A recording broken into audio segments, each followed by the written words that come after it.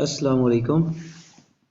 So dear students, as you know that our today's topic is Alexander Pope as the representative of his age. So any age can be represented by two modes or two genres. The very first one is history and the second one is literature. So history is different from literature.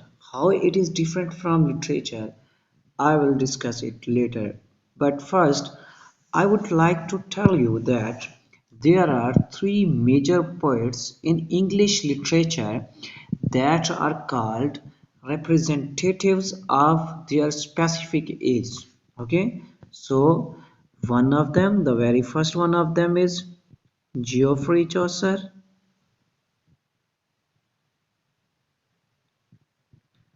Geoffrey Chaucer is the first representative of his age, and the second is Alexander Pope,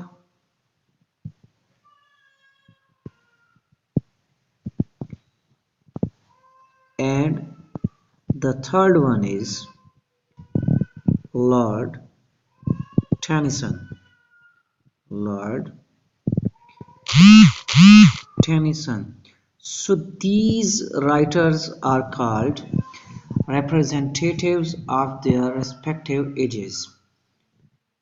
So if you don't know how Chaucer is the representative of his age, so you can go to our YouTube channel and you will find a detailed video on this topic. So you can watch this video and you can enhance your knowledge about this topic as the Geoffrey Chaucer as the representative of his age. So here today our topic is not Geoffrey Chaucer and not Lord Tennyson. So our today's topic is Alexander Pope. Alexander Pope is one of three major poets who represented their age very well. Each and every writer tries to represent his age. As you know that literature is the mirror of society, so writer holds a mirror in his hands of his age and shows other to look at it. So, but these three writers were very expert in giving the detailed descriptions of their ages. Okay, so you know that the- any age can be represented by history or literature. So history is usually considered to be the work of professional historians. History is the work of professional historians. Professional people works on history to represent any specific age. But sometimes you know that a writer is not has been in that specific age about which he is trying to write. If now in 21st century I would if I want to write about the 19th century or about the 16th century, so I will be able to write some details, but I will not be able to write valid details that a man of that era means a man of 19th century could write. So there is a lot of difference between history and literature. History can be valid points, it also includes invalid points in it, but literature of a specific era has been written by the specific man, a special man, a professional writer who has been the part of this era about which he is trying to write.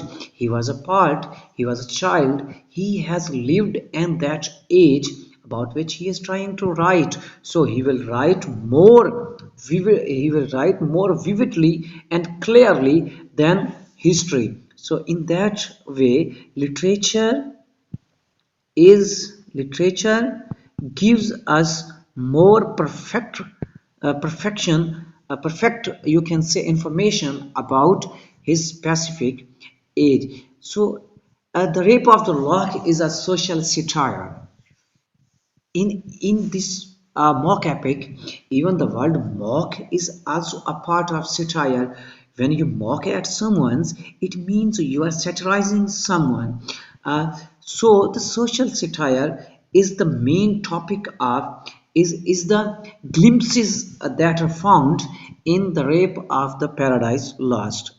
In the Alexander Pope's mock epic, The Rape of the Lock. So he satirizes the whole society in a specific terms to show the real picture of that era. He satirized ladies of that time, he satirizes men of that times, he satirizes the social structure of that time. Even the writers of that time has been also satirized by Alexander Pope in different pieces of his writings.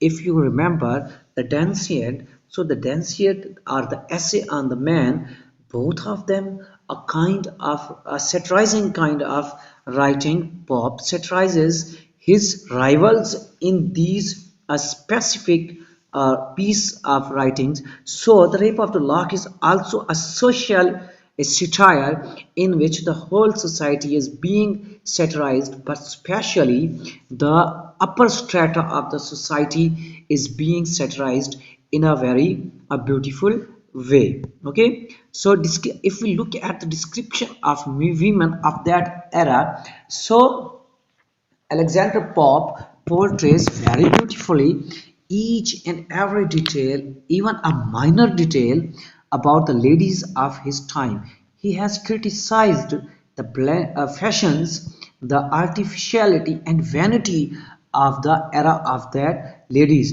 in the shape of Belinda. So Belinda represents the typical fashionable ladies of the time. The study of the rape of the law tells us that the whole life of the ladies of that time was confined to sleeping, making a makeup, and just wasting their time in playing and chatting, and you can say trapping, misguiding, misleading the lords of the and the dukes of that specific of the 18th century.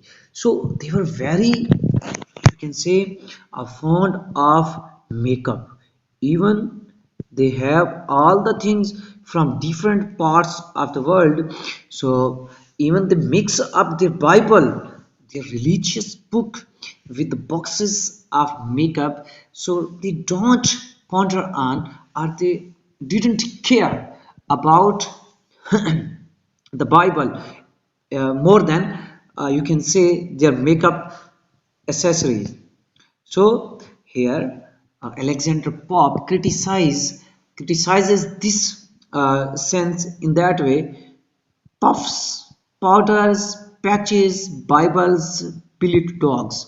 He says that the Bible was lying with puffs, powders, and patches and love letters, but the ladies don't care about it. They don't separate Bible from these lower things. Even if we say today in our houses, if there is the Holy Quran, so we will try to keep it on a high place or something that is a cleaned place. We will not try to keep it with our ordinary things. Okay, now awful beauty puts on all its arms. So the beauty means Belinda is being ready to go for a party.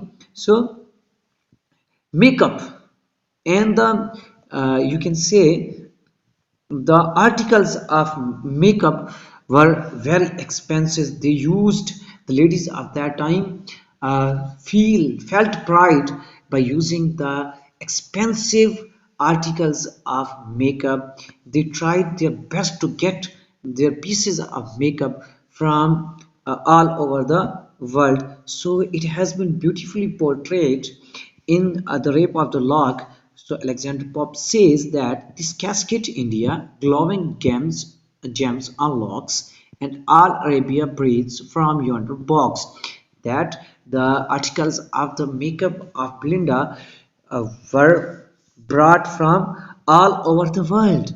So it was not, it didn't belong only to London, but they were bought uh, from different parts of the world. So it was common in ladies of that time to purchase very expensive and broad multinational, you can say, the products of makeup. In these lines, this casket India, glowing gems unlocks, and all Arabia breathes from yon box. This thing has been described very vividly. Okay, so the ladies of that era were not sincere with their lovers. So all of the time they spent in, you can say, alluring the dukes, the lords. They had the shifting temperament and shifting choices and made their hearts toy sharp. They yield to every new charm and, you can say, splendid things. So they were not sincere with any single person. So if they spend one night with a person, so their other night will be spent with another person. So this picture has been vividly portrayed by Alexander Pope in these words: with varying vanities from every part, they shift the moving toy shop of their heart. Okay, so these were some common, you can say, these were the some common headings according to which we can say that here I am going to conclude my lecture. So we can say that if we look at the following, at the upper, at the points that I have given you in this lecture, so we can say that the rape of the lock is a very good representation of the 18th century. So other different examples are there, so I am giving you these example briefly. So even the upper strata of that era was not very good. Even the judges were not good, they were corrupt. So also about them, Alexander Pope described that they hurry in making any decision if their time is being over. So they don't think about the right decision. So they decided each and every matter in hurry, if they have no time more, and if it is the time to break up. Okay, so the men of that age were not also good. They were also spent the time in alluring other ladies. So they also try to spend time with ladies in doing ordinary things. The chivalry was not common in that age. Everything was immortality. You can say the actions of the men were also immoral. And ladies, if a lady loses her chastity, so it was for her to lose as a necklace or something else. So they said that don't cry over it, as Clarissa says to Belinda on the loss of her lock, that don't cry over it, it will grew up again. So these were some common examples that are found in the rape of the lock.